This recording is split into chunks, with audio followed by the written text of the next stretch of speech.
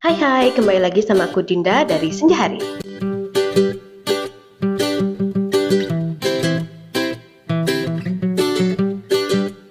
Bahas apa ya kita hari ini?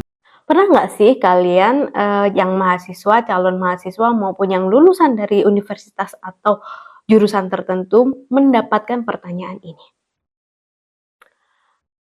Nah, ini sebenarnya banyak terjadi, nggak cuman di jurusan-jurusan yang nggak populer, bahkan yang populer pun itu ada juga yang bertanya seperti itu. Jadi gini, kita kali ini mau ngomongin mengenai stereotip jurusan tertentu di universitas atau di perguruan tinggi. Nah, sebenarnya sedikit cerita, aku sendiri pernah mengalami itu ketika aku ngambil keputusan untuk ngambil sastra Jepang. Mau ngambil sastra? Kamu ngambil sastra? Emang kamu jadi apa gitu? Atau kamu ngambil sastra Jepang? Emang mau ke Jepang gitu? Pertanyaan-pertanyaan kayak gitu sebenarnya klise banget dan banyak terjadi di luaran. Yang notabene adalah mereka-mereka yang nggak tahu seluk-beluk dari jurusan yang diambil oleh seseorang. Gimana sih fenomena stereotip ini diambil dari dua teori yang aku ambil. Misalnya yang masih relevan sampai sekarang. Oke, teori yang pertama ini merupakan teori ekspektasi dan nilai atau yang biasa disebut expected value theory. Teori ini dikembangkan oleh Atkinson tahun 1950 dan kemudian dipopulerkan kembali oleh Jacqueline Eccles. Aduh, agak beribet ya ngomongnya.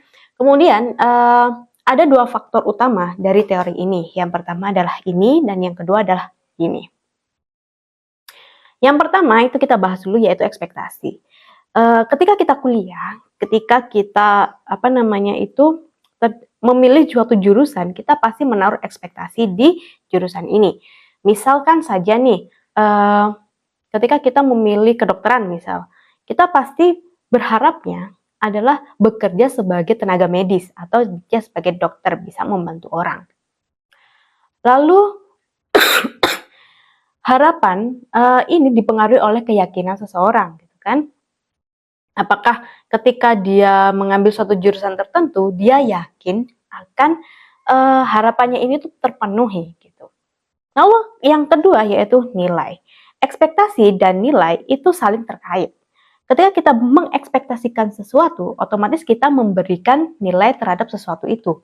Misal kita mengekspektasikan menjadi dokter, maka kita memberikan nilai bahwa jurusan kedokteran itu jurusan yang paling populer atau jurusan yang paling bergengsi atau yang paling menguntungkan buat kita. Nah, antara ekspektasi dan nilai itu saling terkait gitu, nggak bisa dipisah satu sama lain.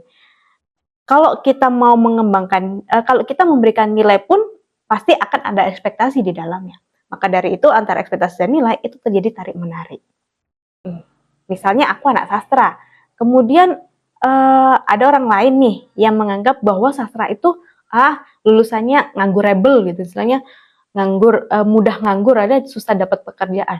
Maka dia akan memberikan nilai pada anak sastra atau pada jurusan sastra yang tidak menguntungkan atau nilainya akan di bawah rata-rata. Makanya jadilah sastra dan beberapa jurusan yang jurusan tertentu itu jadi nggak populer. Dalam teori ekspektasi dan juga nilai ekspektasi dan nilai itu terdapat 3 jenis nilai. Yang pertama adalah intrinsik, di mana nilai atas dasar ketertarikan secara pribadi terhadap jurusan tertentu. Misalnya nih jurusan perikanan yang dianggap kurang bernilai di masyarakat yang berfokus pada kemapanan finansial tentu tidak akan menarik daripada jurusan ekonomi, bisnis, ataupun kedokteran. Sebaliknya, jurusan kedokteran yang sering mendapatkan citra positif karena memiliki nilai intrinsik yang lebih tinggi dan bernilai baik, itu tentu akan menjadi pilihan masyarakat yang ingin prospek kerjanya itu lebih cepat. Artinya prospek kerjanya itu lebih kecenderungan untuk diterima kerjanya itu lebih tinggi. Lalu yang kedua adalah nilai intrinsik, yaitu nilai yang terkait dengan manfaat atau keuntungan yang diperoleh dari jurusan tersebut, seperti gaji yang tinggi, status sosial, termasuk peluang karir.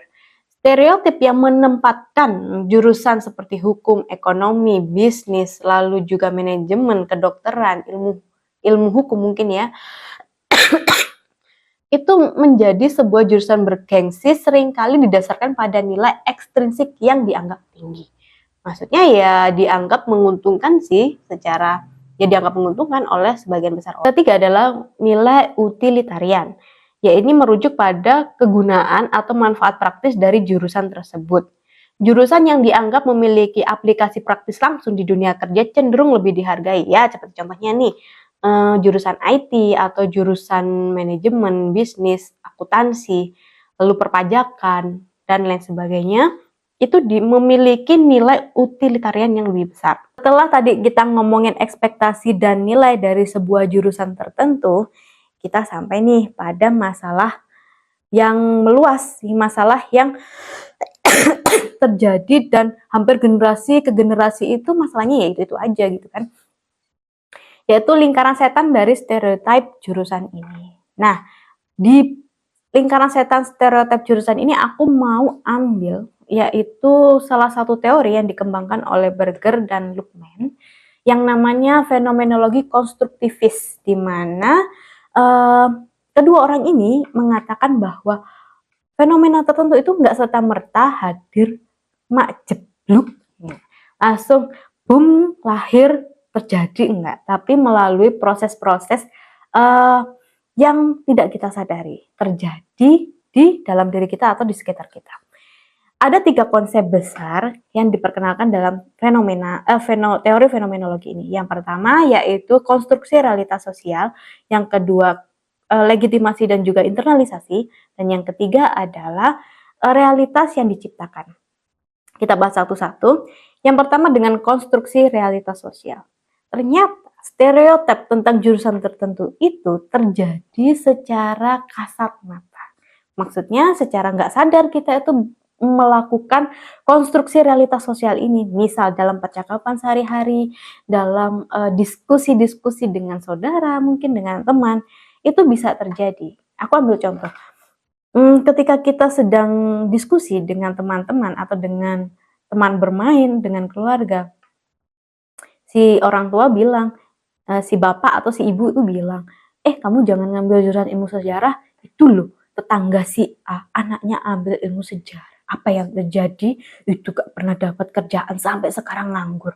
Terus ada lagi nih kakaknya lulusan IT. Mending kamu ngambil IT aja deh. Tuh lihat ini loh kakak sudah kerja di perusahaan mentereng atau BUMN atau apalah bahasanya ya, perusahaan di sebuah perusahaan besar lah pokoknya.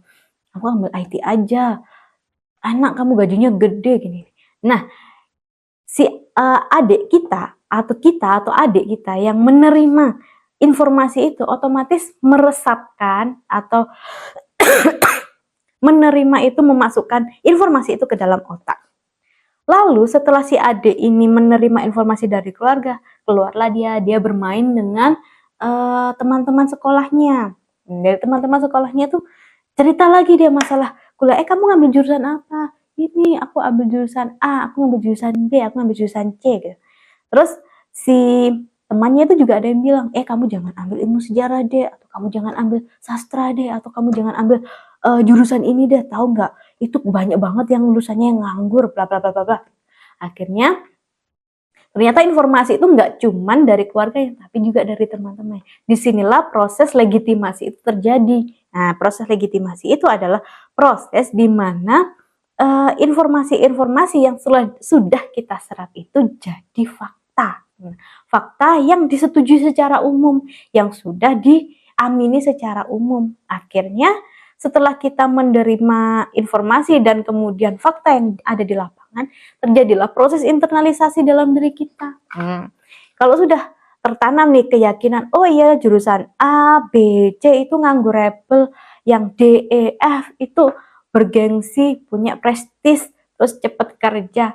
Nah, akhirnya yang terjadi adanya realitas memunculkan namanya stereotip sebagai realitas yang diciptakan. Secara nggak sadar kita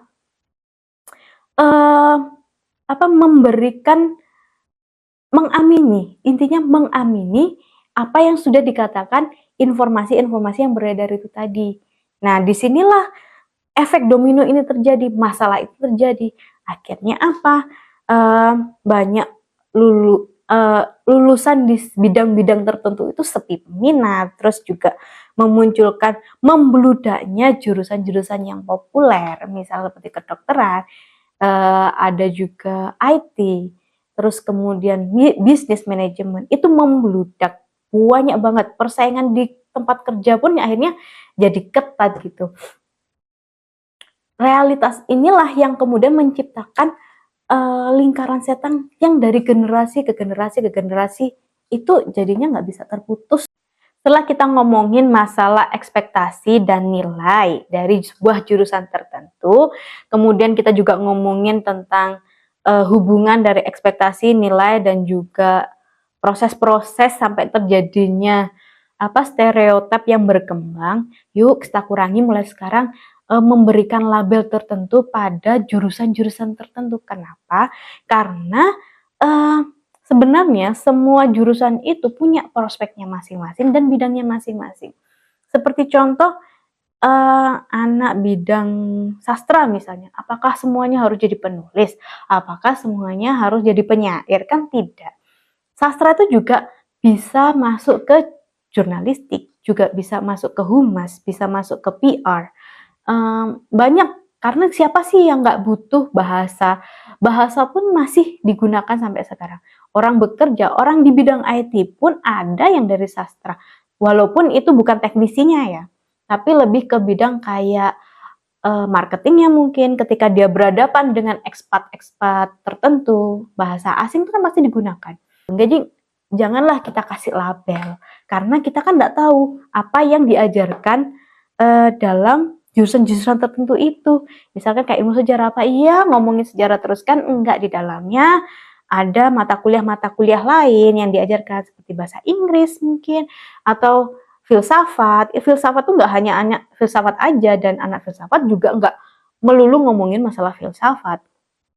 Ada jurusan-jurusan yang harus mereka pelajari juga. Sastra misalkan, sastra yang nggak melulu ngomongin sastra aja, atau buku-buku atau novel-novel yang berat-berat, enggak, tapi mereka juga belajar bahasa Inggris juga, belajar bahasa asing juga, belajar tentang budaya juga, terus juga belajar ilmu sosial juga, ya banyak gitu loh. Nah, kita yang nggak tahu tentang jurusan-jurusan ini ya jangan kasih label, kan kita nggak tahu apa aja yang diajarkan. Karena ketidaktahuan inilah akhirnya kita memberikan persepsi yang keliru pada orang, atau memberikan persepsi yang keliru pada masyarakat. Kayak gitu. Itu dulu video kita hari ini. Mungkin next time-nya kita bisa bahas sesuatu yang lebih seru. Oke, sampai jumpa pada video selanjutnya. Bye-bye. Terima kasih sudah menonton. Jangan lupa ikuti sosial media kita ya. Link ada di deskripsi.